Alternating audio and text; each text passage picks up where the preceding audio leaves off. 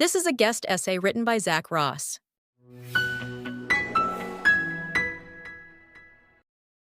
On September 11, 2001, 19 Muslim Arab terrorists from al-Qaeda hijacked 4 planes, flying 2 into the World Trade Center, 1 into the Pentagon, and another crashed in a field after passengers fought back against the hijackers. Nearly 3,000 innocent Americans were murdered that day. What's often forgotten is that these terrorists frame themselves as the victims, justifying the attacks as so-called resistance against perceived American oppression in the Muslim world, particularly U.S. support for Israel. The terrorists used the quote-unquote struggle for Palestinian liberation narrative as a tool or a cover to justify their actions and to portray the United States, like Israel, as an enemy to Muslims everywhere. Sound familiar? While some in the Middle East celebrated these attacks, most notably the Palestinians who gleefully took to the streets, the open support for terrorism in the U.S. was rare. Some of us encountered it in our workplaces or schools or social circles with Muslims who we thought were our friends making claims like, it was the Jews who did it. Or we watched in the news when certain mosques and Muslim American organizations were being exposed for preaching or raising funds on behalf of terrorist groups. But most of the Muslims and Arabs who did support it chose to stay silent. There were certainly no rallies in the streets of New York City with people waving al-Qaeda flags. They stayed silent, rightfully fearing the enormous consequences of speaking out or being labeled a terrorist themselves. Fast forward 23 years, and we see something very different. Those who supported 9/11 in America and around the world would go on to raise their children with the same hatred of Jews, Israel, and America. The young Palestinian children seen in the infamous videos after 9/11 handing out sweets in the streets of East Jerusalem have grown into terrorists themselves who try and sometimes succeed at stabbing, shooting, or running over innocent Israelis. The young Muslim Arab boys and girls in the West whose families or communities celebrated 9/11 quietly in their homes or mosques are now out in the streets brazenly dressed as Hamas terrorists, calling for an intifada and glorifying terrorism under the guise of Free Palestine. They are not afraid anymore.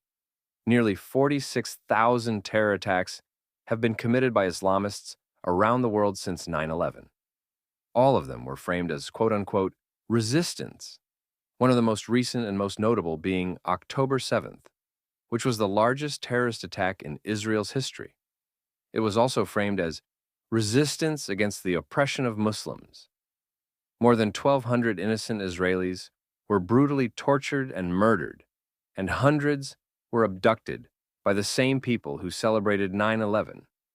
These atrocities, which included burning people alive, gang-raping women, mutilating young festival-goers, killing children in front of their parents, and beheading people, was celebrated right here in New York City, where thousands of people lost their lives to the same evil, dangerous Islamist ideology only 22 years prior.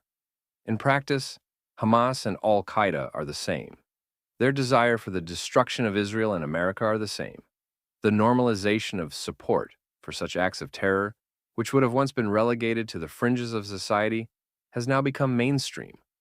Today, even the term terrorist is being spun as racist towards those who commit acts of terrorism. Kamala Harris, the current U.S. Vice President, even said, and I quote, "We must have the courage to reject the term radical Islamic terrorism." That is someone who is hoping to become president of this country.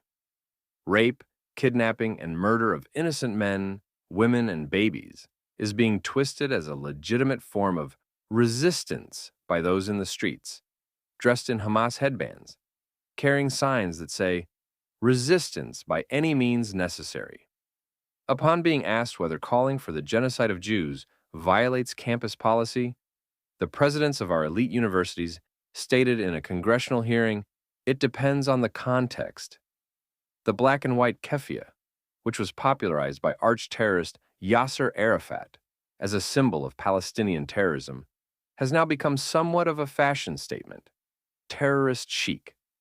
The line has become so blurred, that one cannot easily distinguish between pro-Hamas Free Palestine hate rallies in New York and actual Hamas rallies in Gaza or Judea and Samaria, also known as the West Bank. How did we let this happen? The shift we have seen over the last 23 years is not just about radicalization from abroad.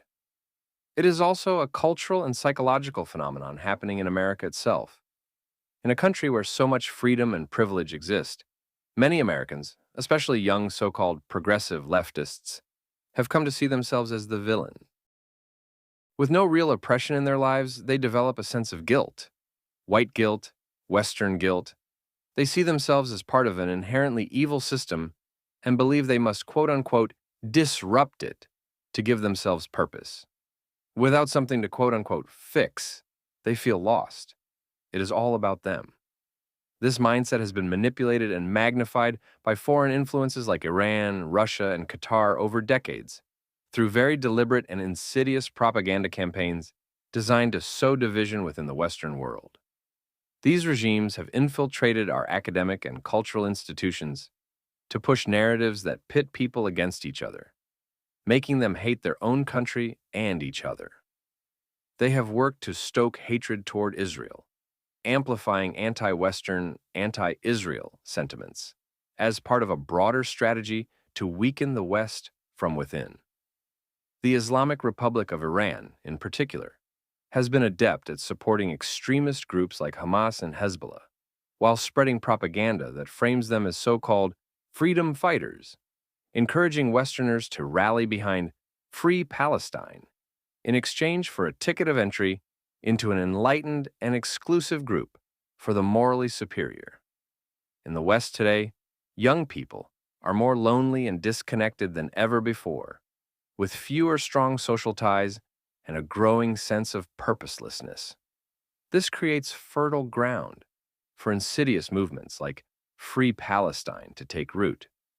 Rallying behind these causes gives them a sense of social validation and belonging, which explains the phenomenon in which some of their support is coming from marginalized groups that would be murdered or jailed in Palestinian society on the basis of their identity alone, including LGBTQ plus people, women, and, yes, even Jews. Most of the young people marching in our streets genuinely believe they are standing for something righteous, without a clue that they are supporting the very things they think they are standing against: genocide, war, oppression, colonialism. This is the brilliance behind Free Palestine, and most cults that use deceptive tactics to recruit and indoctrinate members. This is the cult of moral superiority, and moral superiority is a powerful drug, even when it means aligning with terrorist groups that engage in the most horrific crimes against humanity. People are willing to overlook these atrocities if it means they get to belong to something bigger, a righteous cause that provides the validation they so desperately seek. None of them truly care about the Palestinians. They are obsessed with themselves and will subscribe to any movement or group that provides them the social benefits, no matter the cost. In this case, they unwittingly embolden genocidal Islamic terrorists and advance their agenda in killing both Palestinians and Israelis for power and money, while they add another emoji to their Instagram bio or badge to their tote bag as signals of their belonging to the so-called enlightened class. The result of their desperate virtue signaling is the mainstreaming of radical, dangerous ideas under the banner of quote-unquote justice, where people now dress as Hamas militants in the streets of New York City, waving flags that stand for the destruction of Israel and the country, the United States, that has afforded them the greatest freedom humankind has ever known. The combination of a morally confused society, foreign propaganda, and social isolation has created a toxic environment in which extremism thrives.